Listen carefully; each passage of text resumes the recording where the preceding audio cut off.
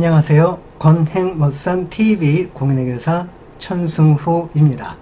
자, 이번 영상은 지난번 영상에 이어서 관세사 2021년 기출문제 해설 두 번째 시간이 되겠습니다.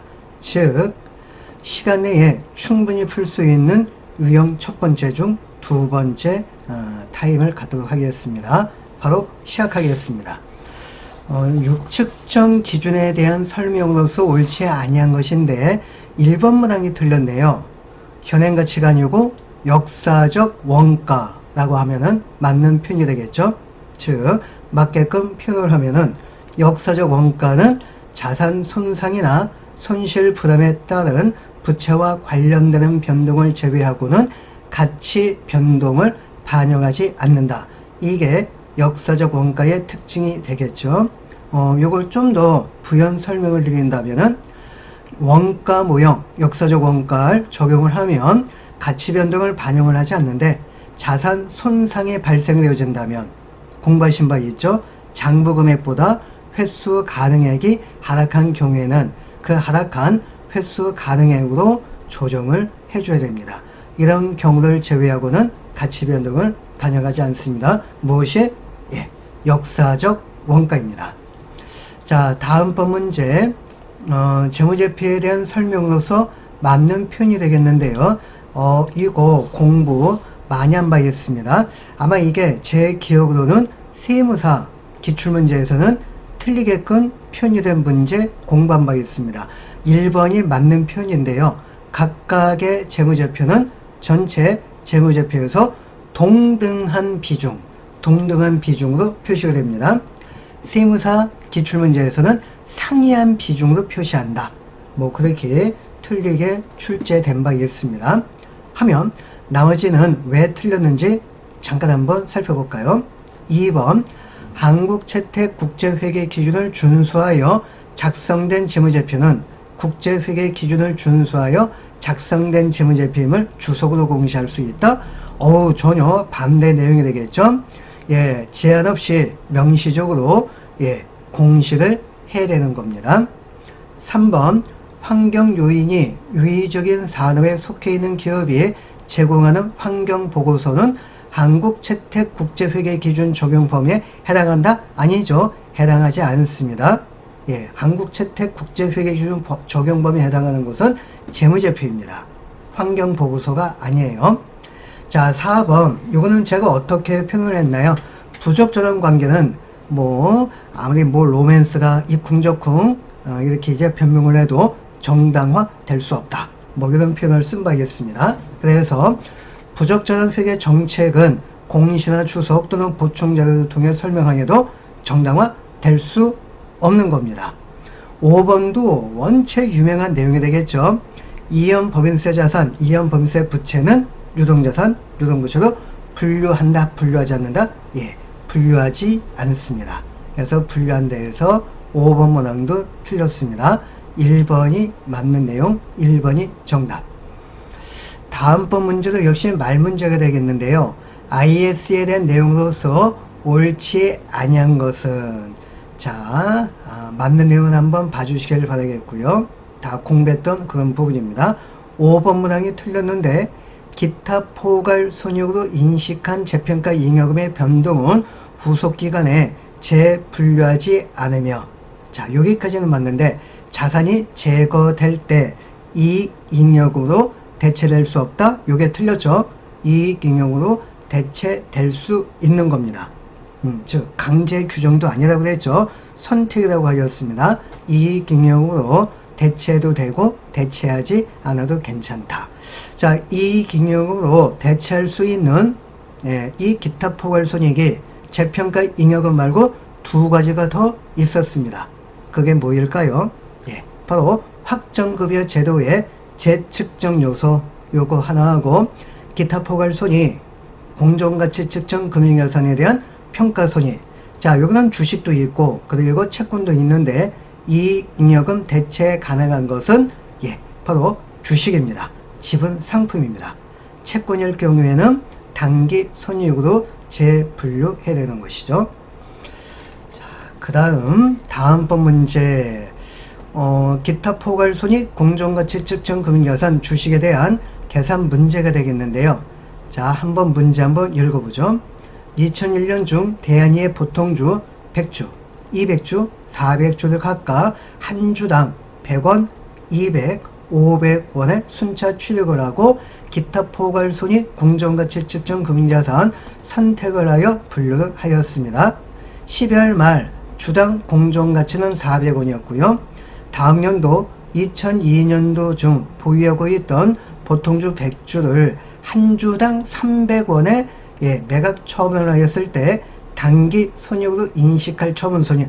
와우, 바로 읽자마자 바로 이제 답이 나오죠. 즉 0원입니다. 0원입니다. 여기 앞에 말 문제에서도 잠깐 언급을 한 바 있었죠. 이때는 처분손익 단기손익으로 재분류하는 것이 아니고 이익잉여금 대체할 수 있다 라고 방금 살펴본 바 있습니다. 그래서 단기손익으로 인식할 처분손익은 없는 겁니다. 이익잉여금으로 대체 가능한 겁니다. 그래서 3번이 정답이고요. 뭐 1초 만에 답이 나오네요. 자, 다음번 문제 전환사채와 관련된 문제가 되겠는데요. 여기 보니까 전환권 대가가 출제가 되었습니다. 그럼 이제 번뜩 액면가 발행가액에서 빼기 전환사채 현재가치 뺀 게 전환권 대가입니다. 그래서 현가만 구해주면은 바로 답이 나오는데, 자, 추가 정보 액면가액은 50, 만기는 3년이고요. 표시이자율 연 8% 4만원이고 전환 조건, 이 전환 조건은 전환권이 행사가 되었을 때만 필요한 내용입니다. 그렇지 않는다면 필요 없는 자료입니다. 유효이자율 연 10%가 되겠고요.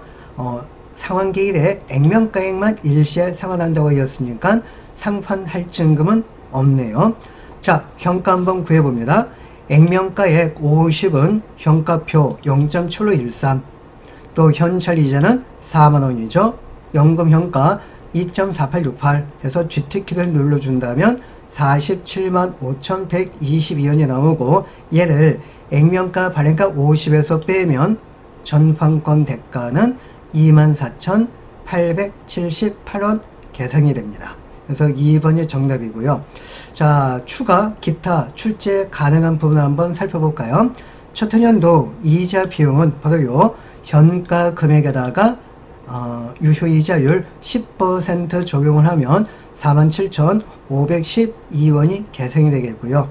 1년 후에 전환사채 잔고금액은 이 현가 금액에다가 곱하기 1.1 빼기 현찰이자 4만원 빼면 1차 연도 말 전환사채 잔고금액은 482,634원으로 계산이 되겠습니다. 이 어음 할인과 관련된 문제도요, 진짜 쉬운 문제가 되겠죠. 시간에 충분히 풀 수 있는 그런 유형의 문제입니다. 2001년 4월 1일 상품을 판매하고 약소금 액면가 10만원이고 연율 8%, 만기 6개월짜리 어음을 받았고요. 3개월간 보유한 후 3개월 후에 연 10% 이자율로 할인을 했답니다. 이때 수령하게 되는 현금, 즉 5단계법 중 세 번째 단계께 출제가 되었습니다. 자, 먼저 첫 번째 6개월 후인 만기 가액을 먼저 계산해 봐야 되겠죠. 6개월 분치 이자 10만원에 8% 하면 8천원이고요. 그리고 6개월 후이니까 반띵하면 4천원이죠. 104,000원입니다. 두 번째, 할인액을 계산해 줘야 됩니다. 어음만기가액 104,000원에다가 할인율 10% 해주고요. 석 달 미리 앞당겨 가지고 돈을 끌어다 썼으니까 10음직 3개월 분치 2,600원이 공제가 되어서 104,000원에서 2,600원을 빼면 실수금은 101,400원이 계산이 됩니다. 그래서 4번이 정답이고요. 자, 추가 출제 가능한 부분을 살펴보기 위해서 네 번째, 석 달 분치 이자 수익 2,000원이 플러스가 된다면 어음 장부 금액은 102,000원인데 실제는 101,400원 분의 돈을 못 받았으니까 600원만큼 손실이 발생이 되어지겠죠. 그래서 요 매출채권 처분 손실 600원도 자주 출제가 되는 형태의 문제가 하나가 되겠습니다. 자, 70번 다음 문제입니다. 충당부채에 대한 내용도 옳지 아니한 거. 뭐 1번 빤히 보이네요. 미래에 예상되는 영업손실은 충당부채로 인식하지 않는다고 하였죠. 근데 인식한 데에서 1번이 틀렸고요. 이것도 자주 출제가 되고 있는 그런 문항입니다. 자, 다음 이제 원가 회계에 넘어갑니다. 품질 원가 부분인데요. 외부 실패 원가가 출제가 됐네요. 품질 교육은 예방 원가, 완성품 검사는 검사 원가 또는 평가 원가라고도 하고요. 불량 제공품 재작업은 내부 실패 원가이고요. 자, 보증 수리가 외부 실패 원가가 되겠네요. 반품 재작업도 외부 실패 원가가 되겠고, 설계 개선 작업 원가는 얘는 예방 원가에 해당이 됩니다. 그리고 마지막 품질에 따른 판매 기회 상실 기회 비용도 외부 실패 원가입니다. 그래서 외부 실패 원가는 200원, 500원, 그리고 700원을 더한 1,400원, 4번이 정답이 되겠습니다. 그 다음 표준 원가에 대한 문제가 되겠는데요. 여러분들이 표준 원가 조금 어려워하시는 것 같은데 전혀 어려워하실 거 없습니다. 자, 표준 원가 계산을 적용을 하고 있고, 한 개당 표준 직접적인 원가는 다음과 같다. 그래서 한 개 만들 때 6kg 원재료가 투입되는 게 표준이고요. 그리고 kg당 표준 원가 SP는 10원입니다. 그래서 한 개당 SP는 60원이고, 실제 생산량 1000개 주어졌습니다. 여기 1000개죠. 그리고 직접 재료 구입량은 7,500kg이 주어졌고, kg당 실제 구입 가격 12원이고요. 직접 재료 6,500kg을 생산에 투입을 하였습니다. 실제 사용량, 이때 직접 재료 가격 차이, 요거는 이제 구입 시점에서 분리한다고 하였으니까 구입 가격 차이가 되겠고요. 수량 차이는 항상 구입량이 아니고 사용량입니다. 투입량입니다. 이걸 이제 각각 구하게 되어지는데, 이거는 뭐 꼼수가 없는 아주 착한 있는 그대로 데이터가 주어졌어요. 자, 실제 구입량 7,500kg이 되겠고요. kg당 실제 구입 가격 12원 적용해주면 9만원이고, 그 다음 실제 구입량 7,500kg이고 kg당 SP는 10원입니다. 75,000원이죠. 왼쪽으로 크면 불량 차이라고 하였습니다. 그래서 구입 가격 차이는 15,000원 불량 차이가 되겠고요. 그래서 정답 후보는 1번, 2번과 5번이 되겠네요. 자, 수량 차이 한번 살펴보죠. 실제 사용량은 6,500kg, 그리고 kg당 SP는 10원 주어졌죠. 65,000원이고, 자, 실제 아웃풋에 대한 표준 인풋량이 SQ라고 하였습니다. 그래서 실제 생산량은 1000개, 한 개당 표준 인풋 수량은 6kg, 그래서 SQ는 6,000kg이 되겠고, kg당 SP는 10원입니다. 그래서 이게 6만원이죠. 그래서 수량 차이도 왼쪽이 더 크니 5,000원만큼 불량 차이입니다. 그래서 정답은 2번이 되겠습니다. 자, 그 다음에 이제 종합 원가 계산에 대한 문제입니다. 여기 제목 보니까 비정상 공송품 수량을 구하는 문제가 되겠네요. 그러면 전체 공송품 수량에서 정상 공송품 수량을 빼면 나머지가 비정상 공송품 수량입니다. 이때 중요한 건 검사 시점을 통과한 합격된 제품 이퀄 정상 제품 수량을 구하는 게 핵심입니다. 자, 문제 한번 살펴보죠. 종합원가 계산을 적용, 관련 정보는 다음과 같대요. 그래서 이렇게 박스에 데이터가 주어졌고, 원재료는 공정 초기의 전량 투입, 전판 원가는 공정 전반에 걸쳐 균등하게 발생합니다. 평균법을 사용을 하고요. 자, 중요한 정보, 종료 시점 100% 시점에서 품질 검사를 실시하고 있습니다. 품질 검사 100% 시점을 통과한 물량의 10%가 정상 공손이 되었을 때 비정상 공송품 수량은 어떻게 되겠느냐. 자, 먼저 물량 흐름을 파악을 한번 해 봐야 되겠죠. 2000개가 기초가 되겠고요. 이때 완성도는 60%입니다. 인품 물량이 18,000개, 완성품 물량은 14,000개, 기말 제공품 물량은 3,000개입니다. 그러면 3,000개가 비어있죠. 이게 바로 공송품 수량을 의미하는 겁니다. 3,000개. 그리고 검사 시점은 100%라는 거 요거 유념해 주시고요. 자, 검사 시점 100% 시점을 통과한 합격된 제품 수량을 한번 구해봅니다. 자, 먼저 기초 60%부터 스타트합니다.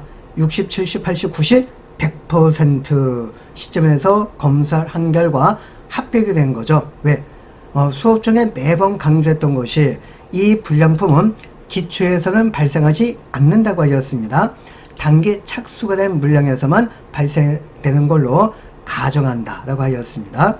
그래서 이 기초 제공품 물량은 항상 합격된 제품인데 전기에 합격했느냐 단기에 합격했느냐 그것만 구분해주면 된다고 그랬죠. 그래서 이와 같은 경우에는 검사 시점이 100%이니 기초 물량은 단기에 합격된 제품 물량입니다.